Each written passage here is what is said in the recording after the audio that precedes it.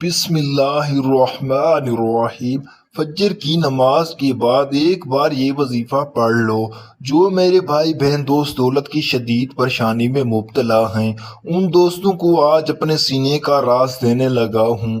جب آپ فجر کی نماز پڑھ لیں، اس کے بعد آپ کو جو میں وظیفہ بتا رہا ہوں، اس کو نماز فجر کے فوراً بعد پڑھ لیں۔ اللہ تعالیٰ کا ایسا کرم ہوگا کہ آپ کی عقل حیران رہ جائے گی کہ اچانک جو دولت کا طوفان آ گیا ہے وہ کہاں سے آ گیا ہے۔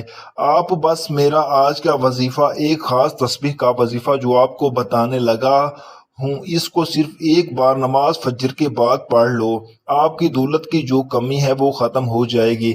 ناظرین، یہ ایک ایسی تسبیح ہے، یہ ایک ایسا عمل ہے، یہ ایسا وظیفہ ہے کہ جس کو کرنے سے اللہ تعالیٰ خوش ہوتا ہے، اور جس سے اللہ خوش ہو جائے اس کی دنیا اور آخرت دونوں ہی سنور جاتی ہے۔ اعوذ باللہ من الشیطان الرجیم، بسم اللہ الرحمن الرحیم پڑھ کر وظیفے کا آغاز کرنا ہے۔ اور سب سے پہلے نمبر پر آپ نے سورہ کوثر پڑھنی ہے۔ سورہ کوثر آپ نے کتنی بار پڑھنی ہے، یہ سب سے خاص بات بتانے لگا ہوں، توجہ کیجئے گا۔ پہلے سورۃ کوثر کی تلاوت سماعت فرما لیں۔ اعوذ باللہ من الشیطان الرجیم، بسم اللہ الرحمن الرحیم، انا اعطیناک الکوثر فصل لربک وانحر ان شانئک ھو الابتر۔ آپ نے سورہ کوثر کی تلاوت سماعت فرما لی۔ اسی طرح آپ نے سورہ کوثر کو پہلے نمبر پر صرف 3 بار پڑھنی ہے۔ جب 3 بار آپ سورہ کوثر پڑھ لیں، اس کے بعد آپ نے دوسرے نمبر پر اللہ تبارک و تعالیٰ کا صفاتی نام پڑھنا ہے۔ آپ نے دوسرے نمبر پر یا مجید پڑھنا ہے۔ آپ پڑھیں گے یا مجیدو 1 بار ہو گیا، یا مجیدو 2 بار ہو گیا، یا مجیدو 3 بار ہو گیا۔ اسی طرح سے آپ یا مجیدو کو ہاتھ کی انگلیوں پر پڑھ لیں یا تسبیح کے دانوں پر پڑھ لیں۔ آپ نے صرف 11 بار پڑھنا ہے۔ جب آپ یا مجیدو کو اچھی طرح گن کر 11 بار پڑھ لیں، پھر اس کے بعد آپ نے 1 بار سورہ اخلاص پڑھنی ہے۔ سورہ اخلاص کی تلاوت سماعت فرما لے۔ اعوذ باللہ من الشیطان الرجیم، بسم اللہ الرحمن الرحیم، قل ھو اللہ احد اللہ الصمد لم یلد ولم یولد ولم یکن لہ کفوا احد۔ سورہ اخلاص جب آپ 1 بار پڑھیں گے، پھر اس کے بعد آپ نے تیسرے نمبر پر یا لطیف پڑھنا ہے۔ یا لطیفو 1 بار ہو گیا، یا لطیفو 2 بار ہو گیا، یا لطیفو 3 بار ہو گیا۔ اسی طرح سے آپ ہاتھ کی انگلیوں پر پڑھ لیں یا تسبیح کے دانوں پر پڑھ لیں۔ آپ نے صرف 11 بار پڑھنا ہے۔ اس کے بعد آپ نے چوتھے نمبر پر یا ودودو پڑھنا ہے۔ یا ودودو 1 بار ہو گیا، یا ودودو 2 بار ہو گیا، یا ودودو 3 بار ہو گیا۔ اسی طرح سے آپ یا ودودو کو ہاتھ کی انگلیوں پر پڑھ لیں یا تسبیح کے دانوں پر پڑھ لیں۔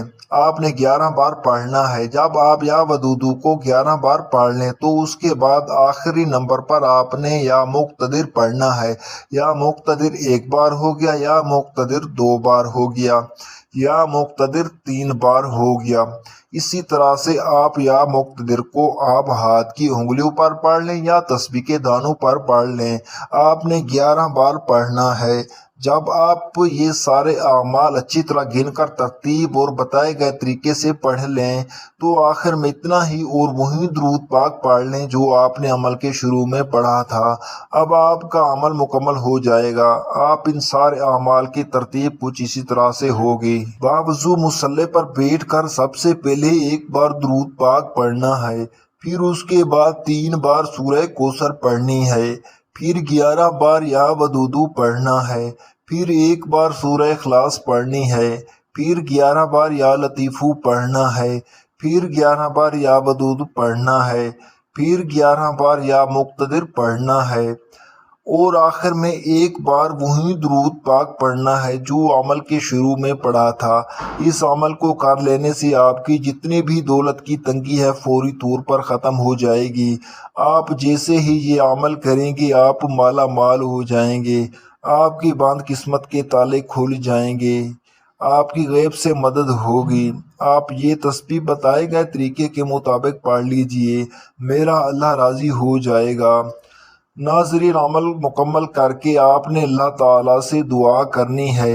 جو بھی آپ کی حاجات ہوں، جو بھی آپ کی خواہش ہوں، وہ اللہ تعالیٰ کی بارگاہ الہی میں پیش کرنی ہے۔ بے شک وہ دلوں کے حال جانتا ہے۔ جب اللہ تعالیٰ سے ضد کر کے مانگیں گے تو وہ آپ کو ضرور عطا کرے گا، کیونکہ دینے والی ذات تو صرف اللہ تعالیٰ کی ہے، وہ غفور الرحیم ہے۔ انشاءاللہ اس وظیفے کی برکت سے آپ کے تمام کام آسان شروع ہو جائیں گے۔